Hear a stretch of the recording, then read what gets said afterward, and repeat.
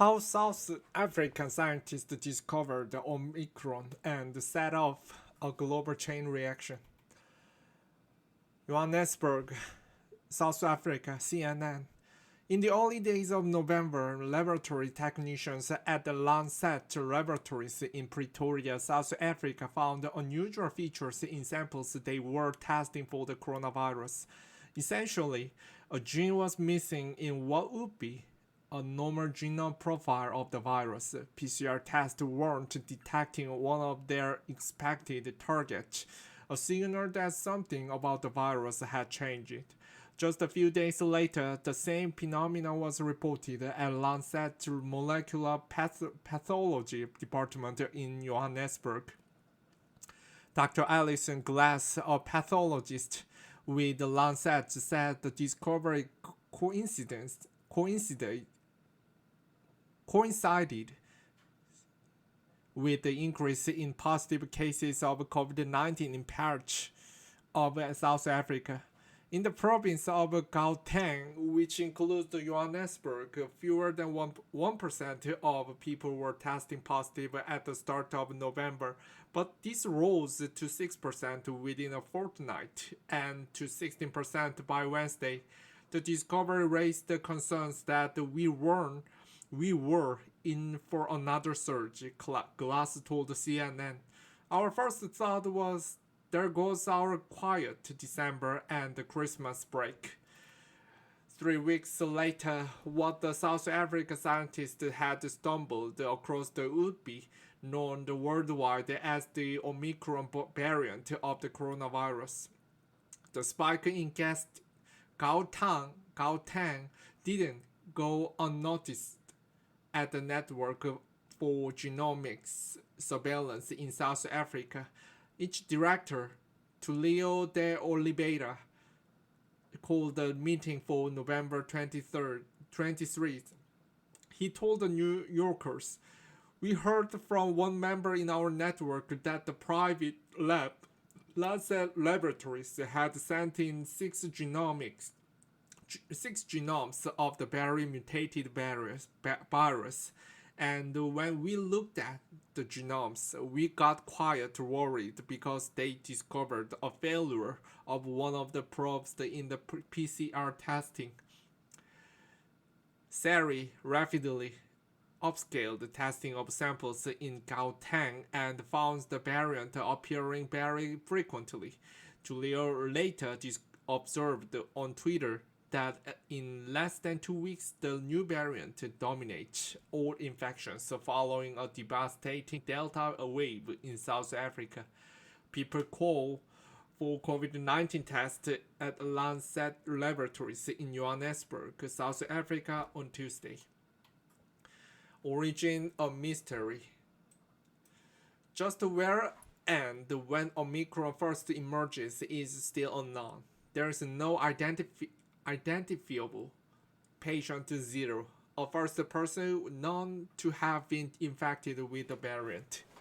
As the director of the Africa Centre for Disease Control and Prevention, John Nkengasong, told CNN on November 30, "We just cannot assess where this originated.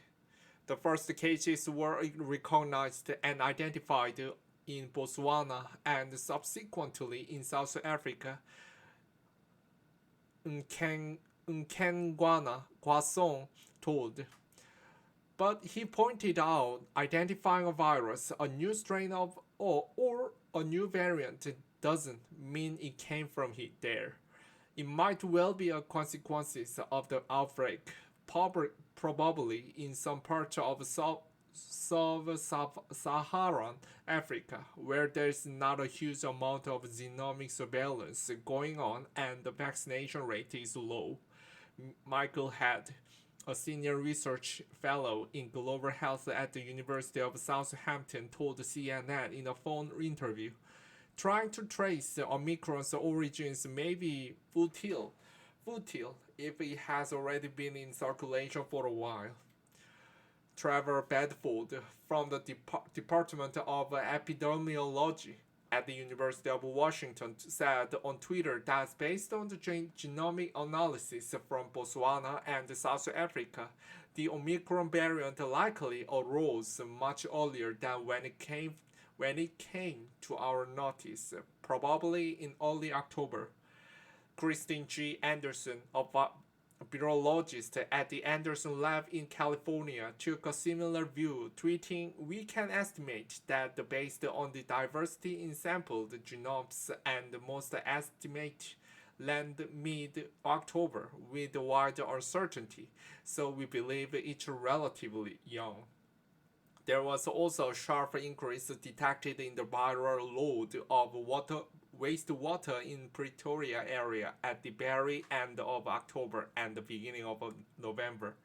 Speaking to CNN's Becky Anderson on Wednesday, Michael Groom of South Africa's Institute for Communicable Disease Communicable Disease said, "Our wastewater surveillance actually alerted us as relatively early to these cases in the Pretoria district.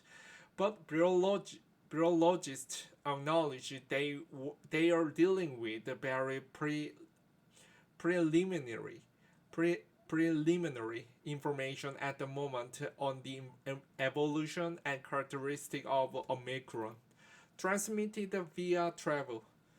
The rise in infections in early November may have set the stage for the many cases now being identified elsewhere.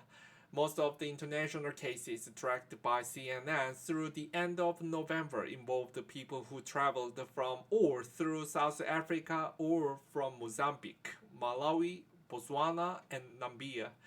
For example, on November 11th, 4 foreigners living in Botswana tested positive for the coronavirus, a test that would later on November 24th, according to a Botswanan health ministry, reveal the Omicron variant.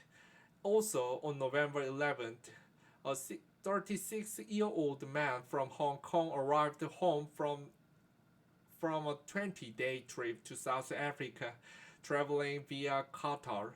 2 days later, while in quarantine, he tested positive. Genome sequencing confirmed Omicron.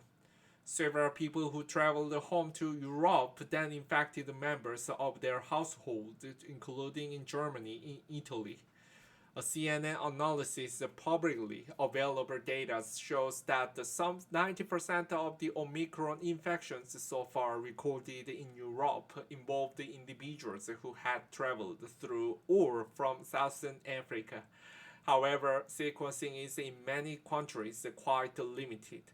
Only a very small percentage of COVID tests were subjected to sequencing, which tests longer than a simple test. Current data almost certainly underestimate the spread of the variant. Not all roads lead to Southern Africa.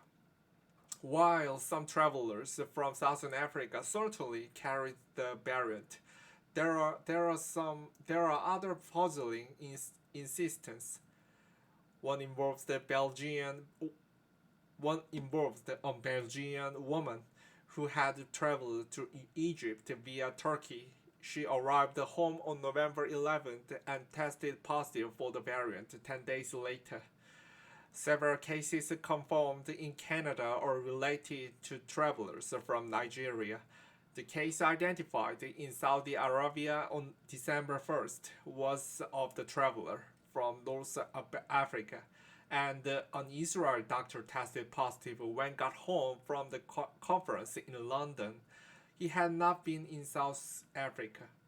None of the 9 cases reported in Scotland as of November 30 had travel history, and all had attended the same event on November 20. Scottish First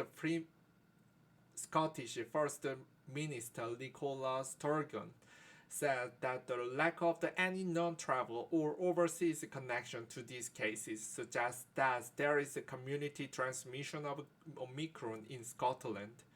She also said it was unlikely the cases were a result of the COP26 climate change conference held in Glasgow from October 31st to November 12th. It's now becoming clear that, however, it reached Europe. Omicron was the continent for much of November.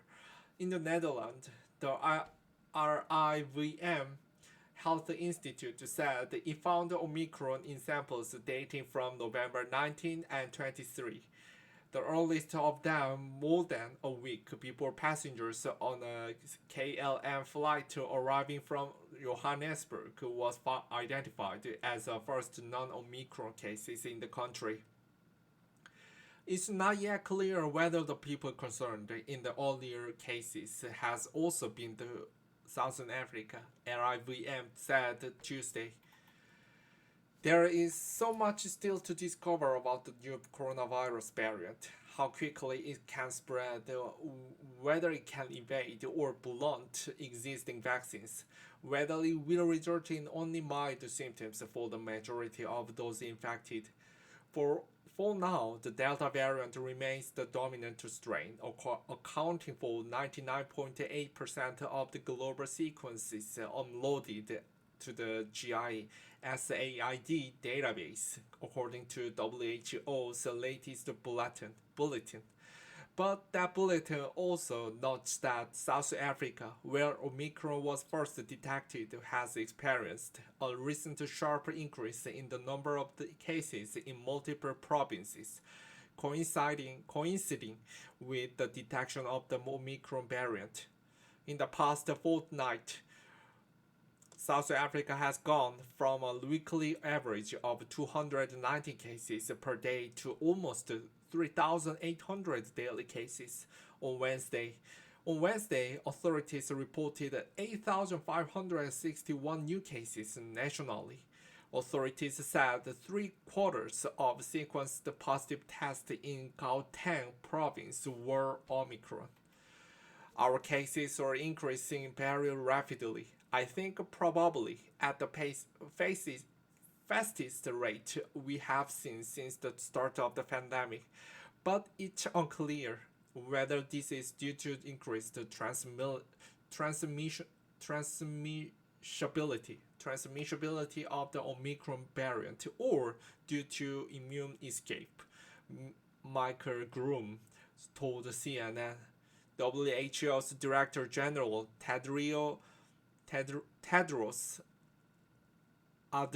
Adhanom Ghebreyesus said this week that we still have more questions than answers about the effect of Omicron on transmission, severity of disease, and the effectiveness of tests, therapeutics, and vaccines, he added. But the emerging evidence, albeit preliminary